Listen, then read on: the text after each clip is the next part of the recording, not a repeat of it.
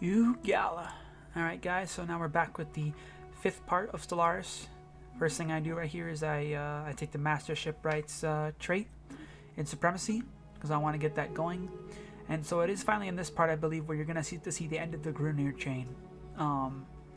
So pretty much what this is here, this is just like the end of, you know, you discovering like the final fate of their little broken civilization.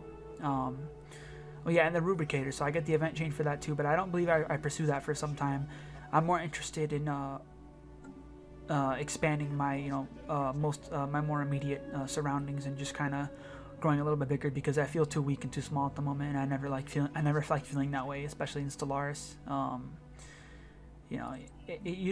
This is kind of a game of territory, and there's not many advantages to being small. There are some, but you could argue that there's pretty much, nothing that's really worth like being such a small part of the map, and you could just be a huge empire that just has a bunch of power. There's no reason why you wouldn't want to be that instead. So right now my most immediate concern is declaring a war, wiping someone out, and taking their part of the map so I can be way bigger. I'm starting to finish up that little excavation site to the asteroid blast door chain, but that's not quite done yet. And see right here, so this is the end of the little Grineer bow organism chain.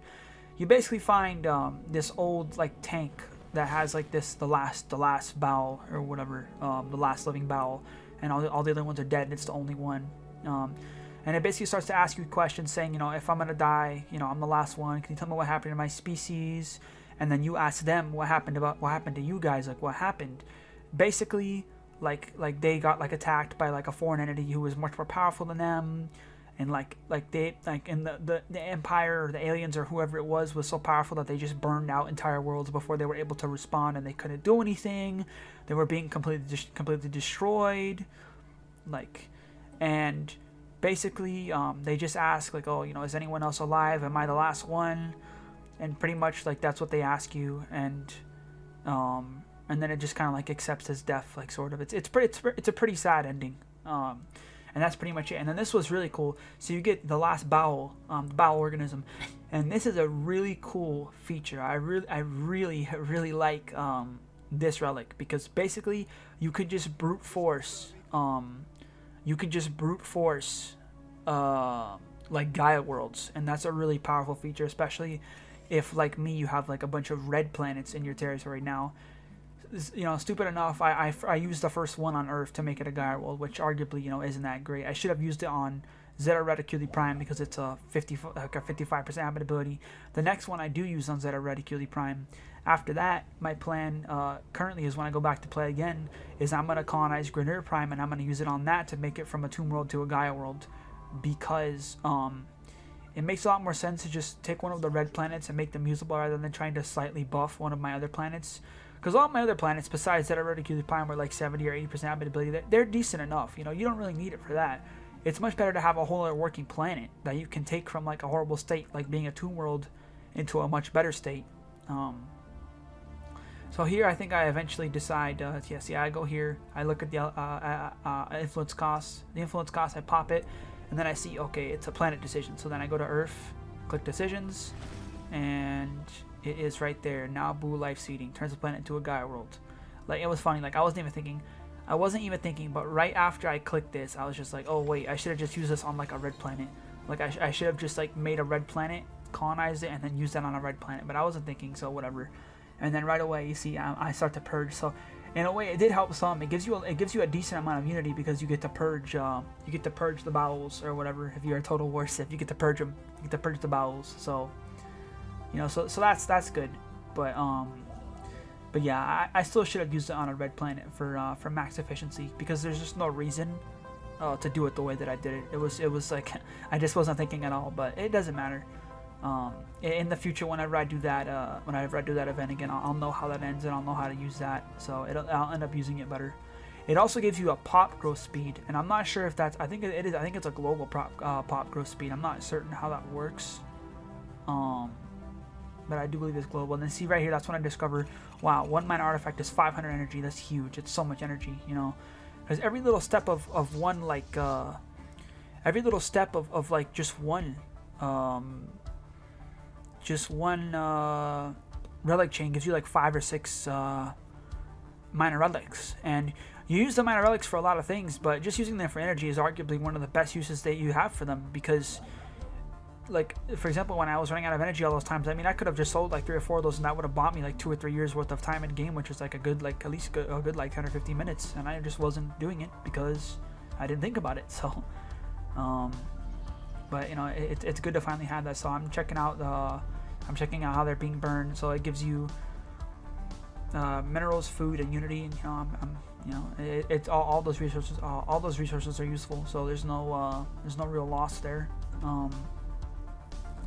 The only one downside to that battle organism thing is when you pop it, you have a 10-year cooldown on using any other relic, which I'm not really sure about that. I almost kind of wish it didn't work that way, because I mean, I've only ever seen, that's a major relic, so I don't know if all the relics are like that, because I haven't played enough of this DLC yet, but I would assume that that, you know, maybe some of the other relics aren't that way, but it's a powerful relic, so I mean, I guess it's all right.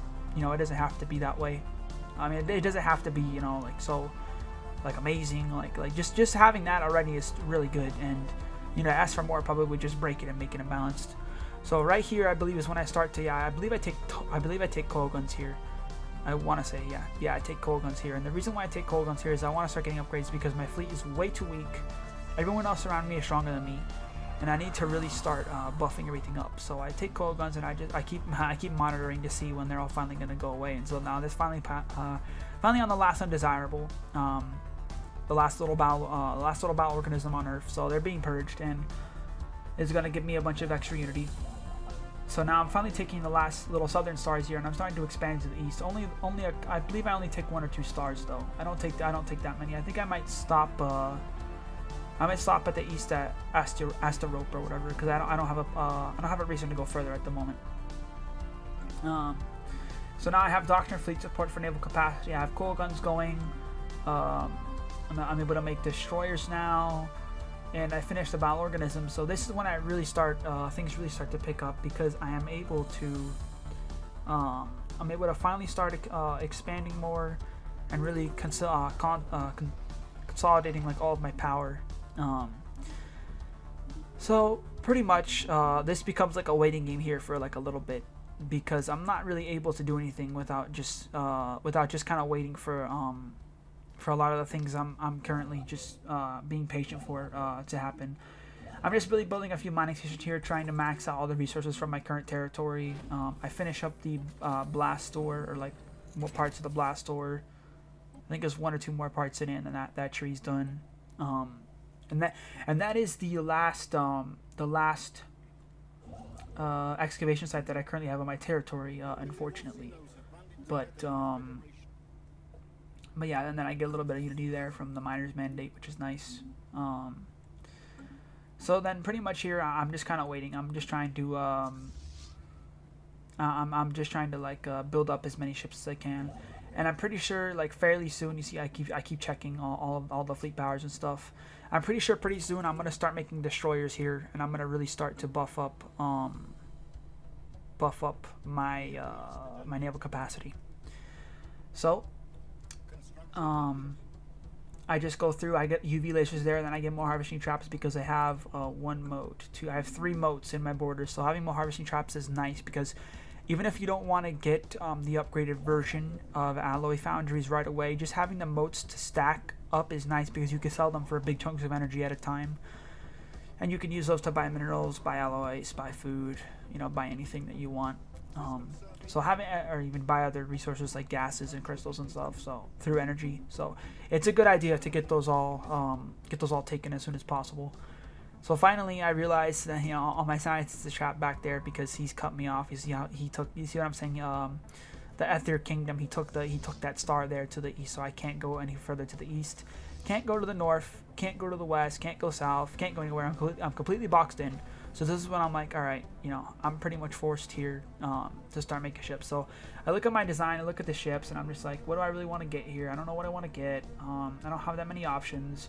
And I look at the designer for a second, and then I just start to make destroyers, because I'm just like, all right, I'm just gonna brute force a huge fleet. And then I believe here's when I start making alloy foundries too, because I'm like, I need a lot more alloys, and I start making alloy foundries, I believe, because it's just not really Not really anything I can do until I have a bigger army. I'm locked in. No one likes me because I'm a fanatical purifier out of my own choice. So I'm certainly not going to get any helping hands from these people. So from these alien Xeno scum. So I'm going to have to take what I want by violence and force. And that is what we are going to do. You know, I'm not going to be satisfied with this violence until all of them are wiped out and there is not a Xeno in existence. They must be purged from the galaxy. That is the classic way. So I have 3 destroyers building, and you see they keep expanding there to the west, the Aether Kingdom. I might go kill them next because they're getting kind of big, and I don't want them to get too huge. But to the north, and I start to check to see. I remember that I'm like, oh wait, I don't need to have claims. I remember I'm like, can I claim these people? I want to declare war on them to the north because they have some nice systems, and I was like, oh, it'd kind of be nice to declare war on them. And I'm like, oh great. They're in an alliance, and I'm like, oh god. And they have overwhelming fleet power. I'm like, they're in an alliance, they have overwhelming fleet power. I don't want to deal with that. So I look away for them. So then I look at Aether Kingdom. I'm like, can I deal with them? And it's like, okay, they're in overwhelming too, and I don't really want to do that. So then I'm like, okay, the only people I can attack are the Raltech Sovereignty. So I'm like, fine, it's gonna be Raltech Sovereignty then. You're the target. You're the easy target. So then here, I believe I get railguns as well. I want to get nice high level tech on the weapons. So keep making as many destroyers as I can. Hopefully at some point in the near future when I start playing again, I'll be able to get cruisers. It'd be nice to start getting some cruisers. Also, I know my research is really low. I know it's low. I'm just kind of like messing around. I'm not really playing optimally. And right here, at the end of this event chain, you get 50 minor artifacts, which is really nice. And that's the end of that excavation site, and that's pretty much the end of all of the excavation sites I have within my territory, because I'm locked in. So I can't get any more. So this is the point where I really start buckling down. I just decide, you know, all right, I'm just gonna sit here and I'm just gonna build a huge army, and I'm just not gonna move or not do anything. I'm not gonna do anything until I'm able to just move out. So right here, I just make a bunch of destroyers, and then I believe. I'm still monitoring, you know, the power of everything. I'm going through, got that, you know, and then I believe I decided to get Fleet Academy and Naval Logistics Office right here because I didn't want to have to deal with so many fleet issues all the time. Checking my Empire spot to see what my technology and tradition costs are, which they're decent, decently buffed because I have a decent amount of stars and, you know, districts and planets and stuff. And I'm just looking around at like all of my surrounding areas and figuring out where I want to go. And it's gonna end up being south. I don't really have any other options here. So what I just decided to do is get Fear Campaign and Recycling Campaign, and pretty much just keep on building up my forces until I'm ready to push out. The start of the war happens in the next episode. Finally, 6 parts in. Felt pretty long, but we're finally there in the next episode. So I'll see you guys then. Bye.